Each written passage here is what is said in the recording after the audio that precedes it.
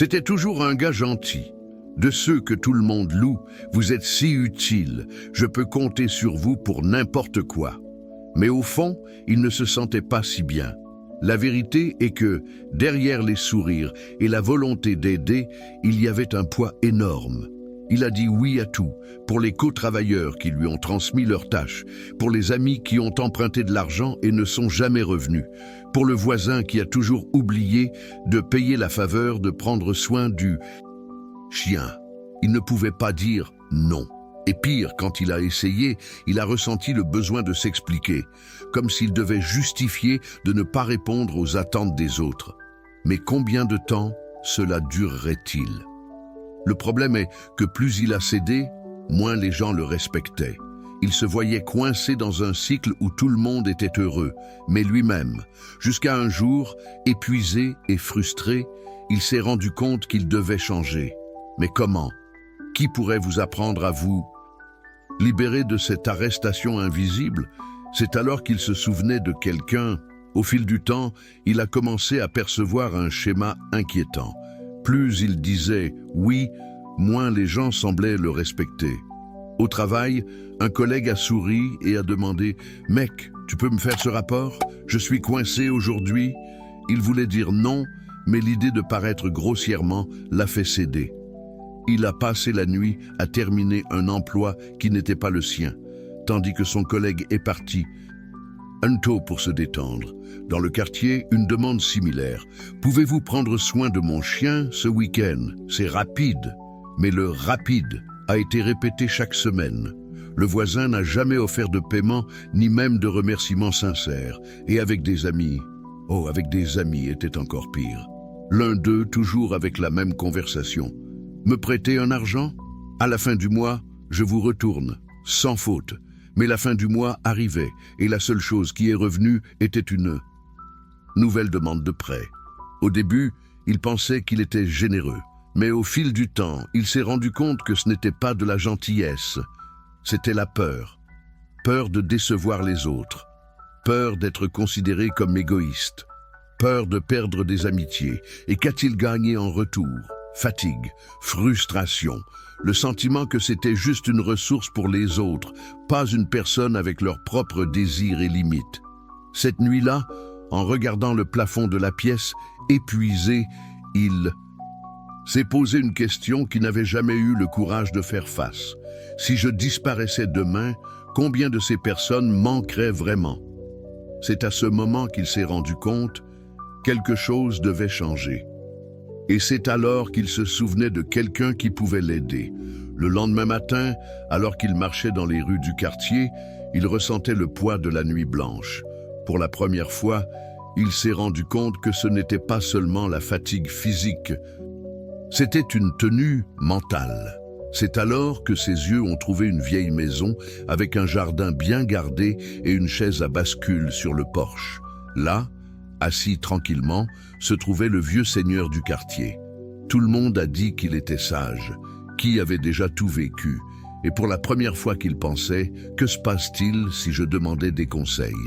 Prendre du courage, approcher et saluer. « Bonjour monsieur, puis-je vous poser une question ?» Le vieil homme sourit calmement et lui faisait signe de se sentir à côté de lui. Il a servi une tasse de thé sans se presser, comme s'il savait déjà que le jeune homme portait quelque chose de lourd dans sa poitrine. « Qu'est-ce qui t'amène ici, mon garçon ?» a-t-il demandé d'une voix sereine. Il soupira et finit par se vaincre. « Je ne sais pas comment dire. Non, sans se sentir coupable.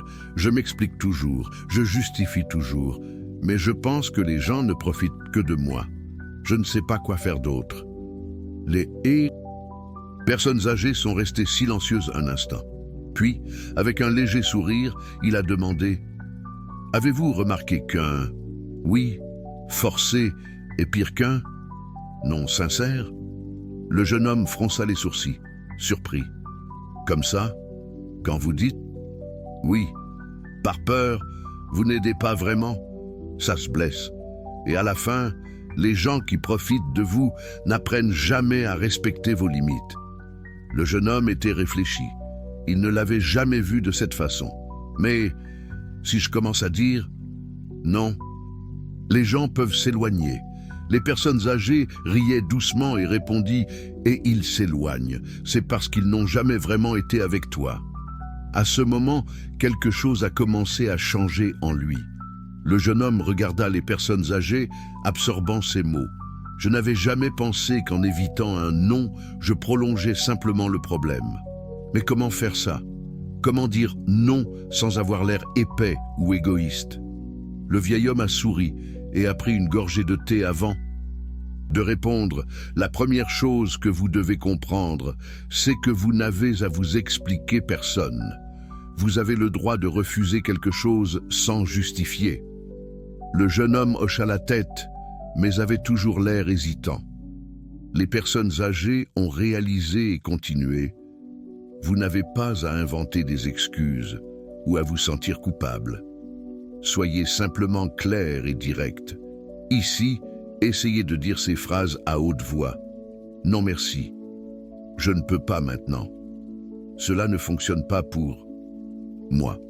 Je préfère ne pas faire ça maintenant. Le jeune homme a répété les phrases, mais ressentait toujours un inconfort. Mais que se passe-t-il si la personne insiste? Le vieil homme sourit. Donc, vous réaffirmez votre position sans entrer dans des explications inutiles. Par exemple, « Non, merci, je ne peux vraiment pas. Je comprends que c'est important pour vous, mais je ne peux pas faire ça. » Et si la personne se fâche, « Mon garçon, vous n'avez aucun contrôle sur les sentiments des autres. » Si quelqu'un se met en colère parce que vous mettez une limite, cela en dit plus sur cette personne que sur vous. Le jeune homme prit une profonde inspiration. Pour la première fois, il a estimé qu'il était autorisé à se mettre en premier. Il a remercié les personnes âgées et est parti avec un nouvel objectif, appliquer tout ce qu'il avait appris. Il était temps de tester votre nouvelle compétence. Le lendemain, il s'est réveillé différent. Ce n'était pas un changement radical, mais quelque chose à l'intérieur était plus fort. Et la première occasion de tester votre nouvelle attitude n'a pas été longue à apparaître. Au travail, le même collègue a toujours approché un sourire répété. « Mec, tu peux me faire ce rapport? Je suis coincé aujourd'hui. » Cette fois, il n'a pas hésité. Il prit une profonde inspiration et répondit calmement. « Non, je ne peux pas aujourd'hui. » Le collègue cligna des yeux, surpris. « Sérieux? Mais tu m'aides toujours ?» Il a répété sans s'expliquer. « Oui, mais aujourd'hui je ne peux pas. » Le collègue a grogné, mais est bientôt parti, à la recherche de quelqu'un d'autre pour faire le travail. Le deuxième test est venu avec le voisin. « Hé, pouvez-vous prendre soin de mon chien ce week-end? C'est rapide. » Il a souri et dit tranquillement mais fermement « Je ne peux pas. » Le voisin a ri, pensant que c'était une blague. « Ah, qu'est-ce que... Tu le fais toujours pour moi ?» Il a gardé le ton neutre. « Ouais, mais cette fois non. » Pour la première, une fois, il a vu le voisin manquer de réponse. Et puis est venu le test final, l'ami qui a toujours demandé de l'argent emprunté. « Mec, prêtez-moi un argent? À la fin du mois, je vous paie, sans faute. » Il a juste répondu « Je ne peux pas. » « Mais mec, j'ai besoin de beaucoup. » Cette fois, il n'a pas essayé de se justifier, juste répété, avec un ton serein « Je ne peux pas. » L'ami renifla, marmonna quelque chose d'inaudible et est parti. Le jeune homme a ressenti un rhume dans son ventre. Mais en même temps, une sensation libératrice lui a pris le dessus. Pour la première fois, il ne se sentait pas coupable. Il n'avait pas besoin d'être justifié, n'a pas eu à s'excuser d'avoir des limites. Et quelque chose d'intéressant a commencé à arriver. Les gens ont commencé à le respecter davantage. Certains se sont éloignés et il a réalisé que c'était bien. D'autres ont commencé à le voir différemment, comme quelqu'un qui connaissait sa propre valeur. Il a finalement compris que dire non n'était pas impoli, c'était respectueux, morale de l'histoire. La vie nous enseigne que nous ne pouvons pas plaire à tout le monde. Lorsque nous disons oui tout le temps, nous nous disons souvent non à nous-mêmes. Dire non n'est pas l'égoïsme, c'est la maturité. Et toi, combien de fois ai-je dit oui juste pour éviter les conflits? N'est-il pas temps de vous mettre en premier? Maintenant, je veux connaître votre opinion.